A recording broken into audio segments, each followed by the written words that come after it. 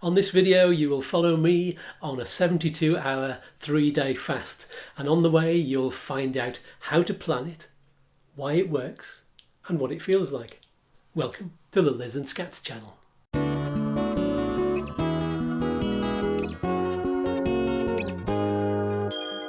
Hi, I'm Skatz and I'm a musician and music therapist with type 2 diabetes, and with my wife Liz we're beating my diabetes with a keto and intermittent fasting lifestyle so that we can be more healthy and grow old disgracefully together. Plus we want to share the health benefits with you, so help us to help you by doing this. Subscribe and click on the bell.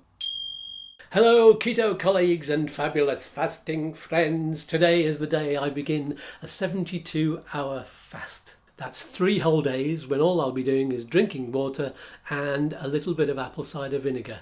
I'll explain why later. Why am I fasting? Well, because of the many health benefits. Liz and I have already made a few videos about fasting, so if you'd like to see them, do subscribe to our channel and then go to the keto and fasting playlist, and you'll find lots and lots of good advice there so you can plan your healthy fast. Liz is actually doing a fast at the same time and she's making a separate video, so that will be very interesting too, and there will be a link to that video at the end of this one, so stick around for that. The first thing I want to tell you before I begin my fast is that I am prepared for this. That's very important. I wouldn't advise anyone to dive into a 3-day fast without preparation. That would shock your body too much, and that's not a good thing. I've already been on an intermittent fasting lifestyle for about 4 months now, and I've worked myself up from daily 16-hour fasts up to some 19-hour fasts, and then the occasional full day fast. And then in the last month and a half or so I've done 2 48-hour fasts with a good gap in between, and now it's time that I up it to 72 hours. So I know what to expect, at least in the first 48 hours. I'm feeling relaxed, I'm feeling confident I can do it, and being relaxed is really important. You don't want to be stressed, because fasting does actually stress the body out a bit, which produces cortisol, and you don't want too much of that. So the more relaxed you are about this, the better. It's good, I think, to plan like we have, to do some nice slow walks in the countryside. You don't want to add to the cortisol because it will negate some of the health benefits or just slow the process down. Also, we won't be doing any big hills or mountains on this walk, and we won't be walking too fast. It's important to stay nice and chilled. Also, I know from experience that I may experience some euphoria or dizziness, so I'm not planning to drive anywhere in particular, at least no long drives. As you know, if you're a subscriber, Liz and I have been unable to work because of COVID restrictions, so we don't have the stress of employment to worry about, which is going to help the process.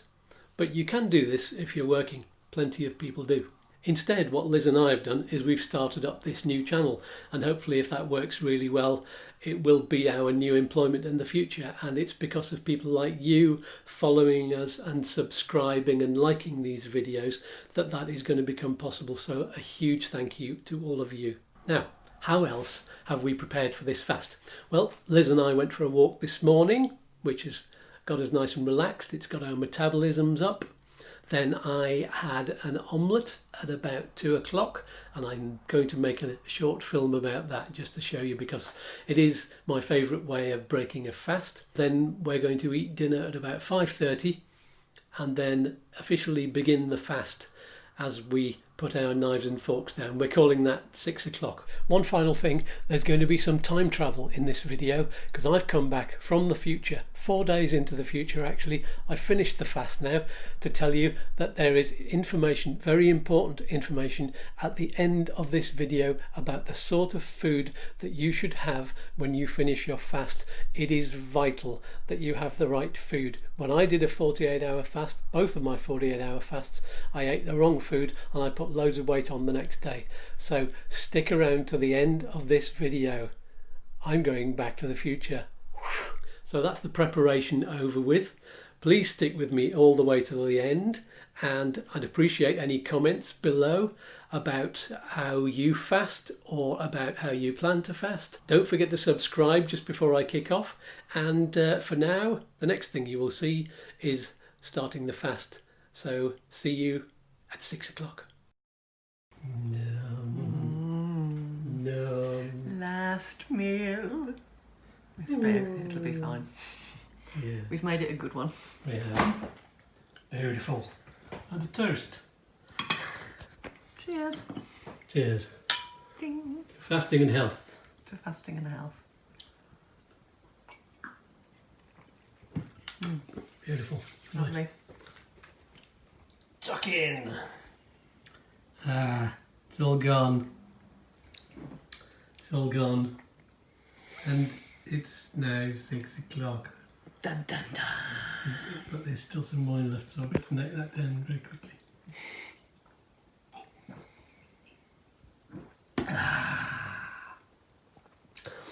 The fast begins. Dun, dun, dun. That was a lot of meat. That's way too much protein for one meal. And probably way too many carbs as well, actually, with the veggies. So. Yeah. There's Liz over there. She's researching what happens during fasting. What's the name of that chemical? Oh my god. Gamma amino butyric acid. Good. When does that kick in? That kicks in at around about 36 to 48 hours. But at 24 hours, which is something I'm looking up now, you get brain-derived neurotrophic factor, which is brain fertilizer. There you go. Nice. Growing brains. Yeah. Lovely. And what I've been doing, these are my walking shorts, and I've been sewing a button on. That's the kind of relaxing thing that I'm doing. So that was the update. I'm not sure if I'll do another one before bedtime, but if not, then a good night, and we'll see you in the morning. Well, good morning. It's 20 past 10 actually by now, and the reason it's so late giving you this update is because today was exam results day for our son Oscar, and he got some very good grades, so we've been very pleased. Of course, it meant that we all had a night of not so much sleep, and there has been a bit of stress recently, so our cortisol levels were possibly up a little bit high. I weighed myself also this morning. I'm 0.7 pounds heavier than I was yesterday, but then again, you did see that huge plate of beef that I ate last night, that both Liz and I ate last night, and that was too much protein, obviously, and I accept that. Also, I had a glass of wine, but that's fine. I've forgiven myself for that, and it was delicious. I feel pretty good, and I'm looking forward to the next stage. I'm dressed in my going out for a walk clothes. I've got my walking shorts on, and the weather, let's just turn it round to the window. You're going to get a blast of bright light here, and no, you can't see much. Oh yeah, no, you can't really see the weather. It's just a little bit cloudy, but it's bright.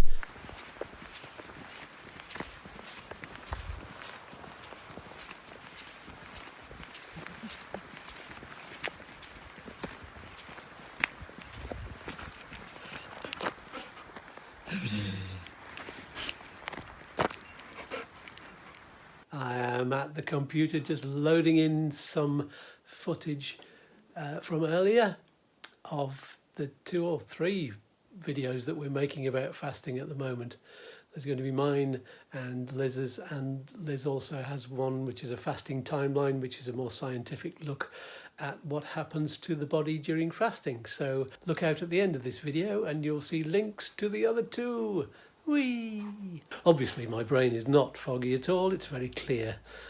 I'm feeling okay. I've gone through a period of hunger just now, and I've had some water, and that's kind of calmed it down. This feels quite normal at the moment because we're still on day 1, and I've done this quite a few times. 24 hours, we're just approaching 6 o'clock at the end of day 1. I've just finished editing the 72-hour fasting timeline that Liz put together yesterday. Normally, if I was on a high carb diet, I'd have been yawning at this point. I'd have lost energy. But as you can hear, I'm stringing a lot of sentences together very quickly. My brain is still functioning really, really well. And I think it's at this point in the fasting timeline, as I've just understood from listening to the video that Liz made, that a lot of brain functions are increasing. You get some serotonin. Everything is lovely. So I'm going to go and find out how Liz is feeling now after I've just uploaded this one to YouTube. I hope you've enjoyed that one by the time you see this one. Thank you for carrying on watching. It means a lot to me. So 9:30 in the evening, I'm just about to have my apple cider vinegar, and then I'm having an early night because I'm a little bit tired, but that's understandable. So I will say good night, sleep well wherever you are, and I'll report in the morning. It's 10:30 a.m. day 2. I've woken up full of, I can't even get my words out, full of serotonin and happiness, full of energy. I did actually, when I went to the bathroom first thing in the morning, I was dizzy and I had to hold on to something just for a few seconds. I then weighed myself and I'm 2.4 pounds heavier than yesterday. Heavier? No, that's not right. 2.4 pounds lighter than yesterday. Ooh, and I know that sounds excessive, that's over a kilo, but I think that's natural for weight to drop off on day 1. So I'm not worried about that. Last time I came out of the fast after 48 hours, some of that weight came back on again when I started eating food. So we'll keep a good eye on that, and I'll report back later when we've been for a walk. I'm not going to film on this walk because the weather is atrocious. But we don't care, we're going out anyway. Pippity scattergod, pippity scattergod, pippity scatterdog needs a walk. So there we go. I'm going to scoop this salt into my mouth with the vinegar. It's like salt and vinegar crisps without the crisps. So that might taste a bit weird. Then I'm going to drink down that whole pint or whatever it is of water in one and maybe have some more. Okay, that's it for now. I'll stop babbling. We're in the middle of a fast and everything is wonderful. Hurrah! Some fasting advice. Don't spin around too fast. Hey everybody, I'm still really chilled out. I'm in the studio, as you can see. I'm about to do just a little bit more editing. So I'm still feeling very positive about it. Everything is lovely. I feel that level calm. I've had some drops in energy, but I've just had a drink of water and it's brought the energy up again. I think it's every time I'm slightly dehydrated. Coming up to, I'm just under 4 hours away from the 48 hours. Heading on through to 72. It rhymes, isn't that lovely? And the way I was feeling this morning, I was quite happy to go on beyond 72. We will see how I feel tomorrow. Because at 72 hours, apparently, that's where other things start happening and you get even better effects. It's all very exciting and all very calming at the same time. I hope you're all well too. Hello, I've just travelled back in time from tomorrow. This is now day 3 for me, but it's day 2 for you, because I did promise you at the start of this video that I would tell you exactly how I felt as I went along and how you might expect to feel if you did a long fast. Now, on day 2, I was feeling a little bit otherworldly. I had euphoria and a sense of calm at the same time, which is a bit weird. Everything was a bit like two things were happening at the same time. It felt calm and it felt lovely and it felt really happy and hyper at the same time. And also, I say it felt otherworldly because it was like I was looking at the world from the outside, but I was also really very much a part of the world. And I could see things a lot clearer. Colours looked a lot brighter. The plants, Liz and I were both saying yesterday that the plants looked exceptionally green, but it just feels really, really good. You know, especially on the mornings. You don't get this euphoria continuously. There's sort of waves of it, and there's sort of some waves of where you're a bit tired, but it's not an unpleasant tired, you know. It's not that tired when you get annoyed with things.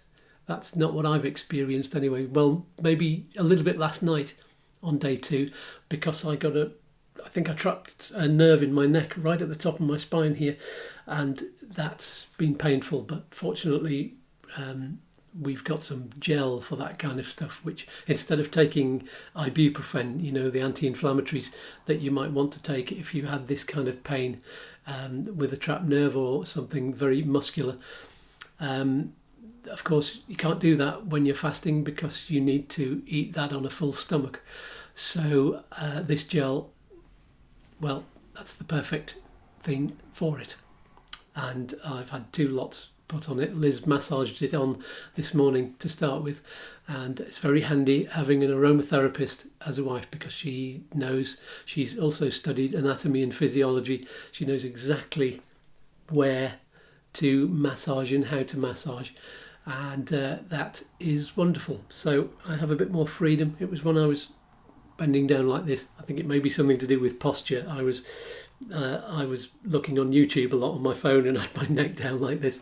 So yeah, it's all my fault. And I was probably a little bit hyper because of fasting and enjoying myself so much. So I probably went, yeah. So there you go.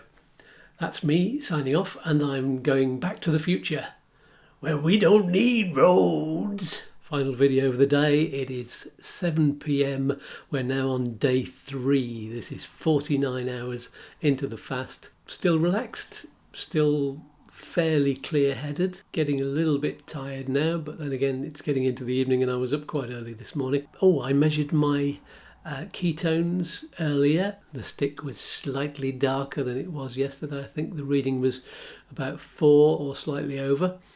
Whereas yesterday when I measured them, it was more like 3. I also measured my blood glucose.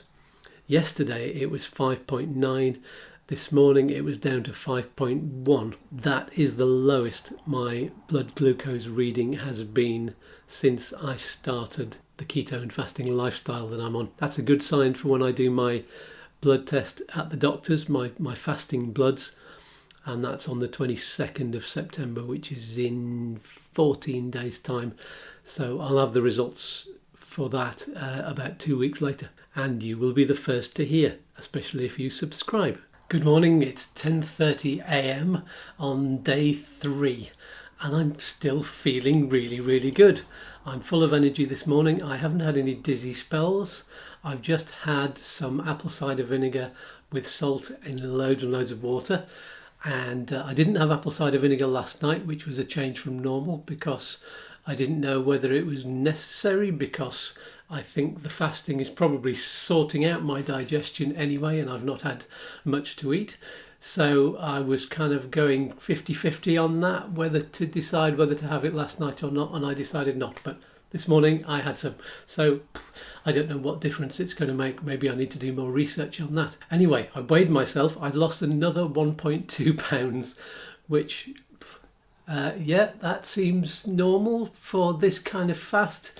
We'll see if any of it goes back on afterwards with water retention and with whatever happens with what food I eat tomorrow. I'm going to do 2 meals tomorrow, probably a 16-8, because I think that makes sense, just to show my body that it's not getting used to fasting for such a long time. I think switching it round like that is a really good idea when you're doing intermittent fasting.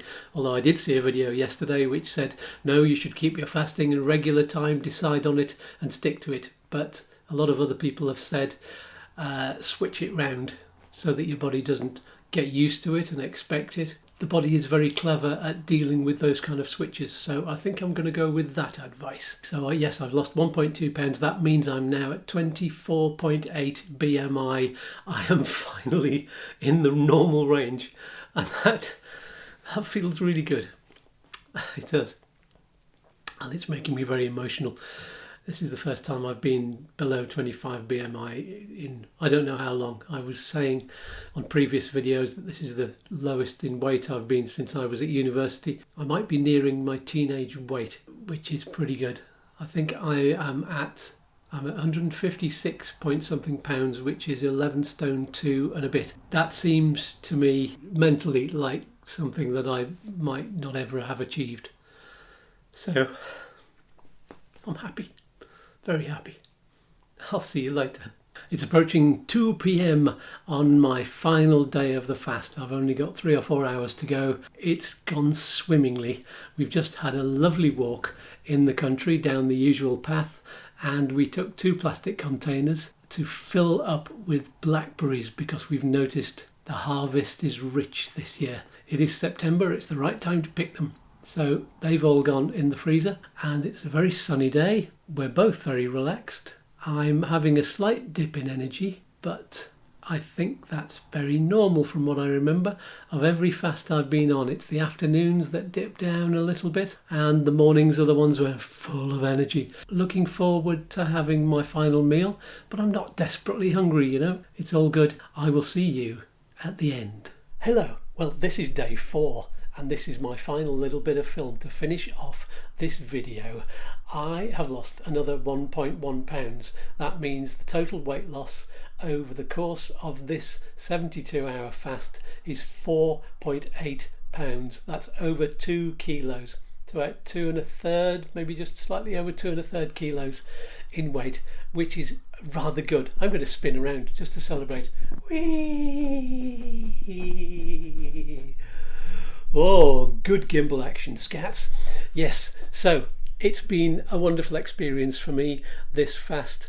I couldn't recommend it more highly. So I'm back from the past. Remember, I came back from the future to tell you that there was going to be time travel in this. Well, that was just a few seconds ago for me, but it was about 20 minutes ago for you. You see, time travel is marvellous, isn't it?